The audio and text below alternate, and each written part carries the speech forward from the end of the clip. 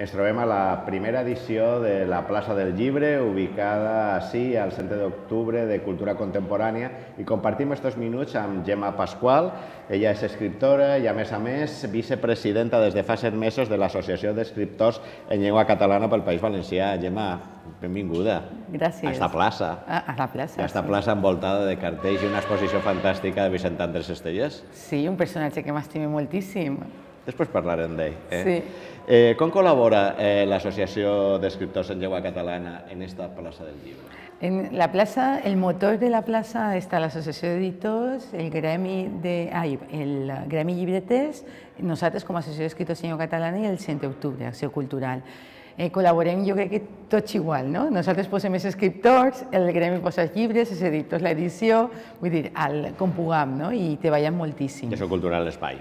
Acció Cultural l'Espai. I després moltes ganes de treballar. Com va sorgir la idea? Va sorgir de l'Associació d'Editors, directament. Van ser ells que em van convocar i s'ajuntarem el Jesús Figuerola, el Manel, la Núria Cadene, el Nacho, bueno, és de l'associació de tots els representants de les associacions i fem com una pluja d'idees, a veure què passava, perquè tenim moltes ganes de que a València tinguem la nostra setmana del llibre en català, igual que passa a les Illes i que passa al Principat.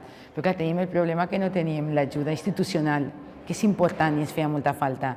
I bé, una pluja d'idees anarem fent fins que ho hem aconseguit. Ho hem aconseguit. El somni s'ha fet realitat. No quedarà aïllada. Se treballa per a que tingui una continuïtat. Queda establida aquesta setmana i aquesta plaça queda instaurada hacia la ciutat de València i el País Valencià. Sí, exactament.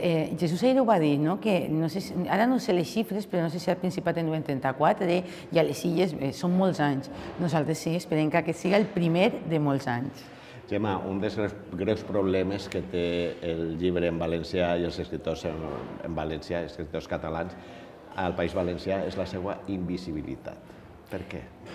Jo crec que des de que mana el PP, la invisibilitat és directament de tota la cultura que es fa hacia el País Valencià.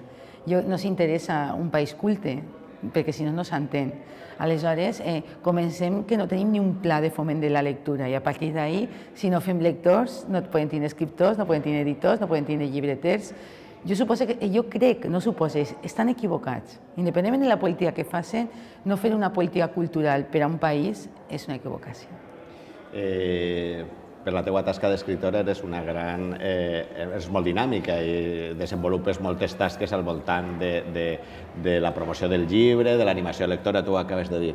A mi m'agradaria que em digueres la teua opinió. Per què se fan moltes activitats a les escoles, moltes activitats en pro del llibre en valencià en centres escolars? Hi ha lectors infantils i juvenils en valencià, en català. Per què no hi ha tants lectors adults en català? Per això que t'he dit abans, ens falta un pla de foment de la lectura. Tu creus que això seria vital? Això és vital. De fet, als països sud-americans, amb menys recursos que nosaltres, estan gastant molts recursos per a que la gent llisca en totes les edats. Al col·legi és obligatòria la lectura i per això n'hi ha lectors infantils i juvenils.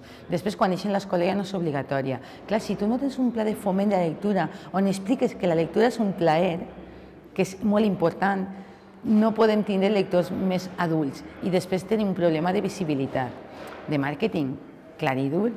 No n'hi ha programes de llibres a les televisions, ni a les ràdios, fan algunes honroses excepcions que ho fan molt bé, però no se ven com la lectura com un plaer. Cada vegada tanquem les llibreries, cada vegada tenim menys accés a aquesta cultura, la cultura cada vegada és més cara, el 21% d'IVA s'està fent pols. Això no fa que n'hi hagi lectors. Jo crec que l'Estat és el que s'ha d'ocupar d'això. Hem parlat del llibre i ara anem a parlar dels autors. Fa uns mesos se va constituir l'Associació d'Autors i Autores en perill d'extinció, l'APE. Què opines d'aquesta associació? Que es fa necessària. De fet, quasi tots els autors són socis nostres, l'Associació d'Escriptors. Pensa que no se té la cultura com un valor. La cultura és una indústria i viuen moltes famílies d'ella. I és una pena, sobretot, l'APE són autors d'infantil i juvenil, que són necessaris en les aules, que es fa necessari per a que el xiquet llisga, que es fa necessari per al foment de la lectura, i clar, cada vegada ho posen més difícil vendre llibres que els xiquets es compren, i jo mateixa soc autònoma. El que reclama l'associació és que es posi en valor la nostra feina, Això és important. I que puguem viure d'ella. No fer-se rics, però poder viure. Que signifique la professió. Que signifique la professió. Que la gent tingui en compte que això val uns diners. I com val uns diners el pa tan necessari i val uns diners la llet tan necessària, doncs és el mateix. Hi ha un problema sempre en el llibre i moltes famílies i una part de la població pensa que el llibre és una despesa i que la cultura és una despesa i no pensen que és una inversió. Què li diries tu com a escriptora, com involucrada dins del sector i a més com representant de l'Associació d'Escriptors en Llengua Catalana pel País Valencià? La cultura és un bé i és una indústria i també és una despesa per a les famílies. Jo no puc negar una família que ha de comprar llibres dels xiquets que s'agobia moltíssim perquè estem en crisi i només mirar el nivell d'atur d'aquest país ho hem d'entendre. Però per això necessitem la col·laboració de les institucions. Nosaltres no tenim la culpa de que la cultura siga cara o que un llibre siga car. També depèn. Un llibre meu val 7 o 8 euros. Jo no sé el que val un cubata, però crec que valdrà això, no? També és una qüestió de prioritats.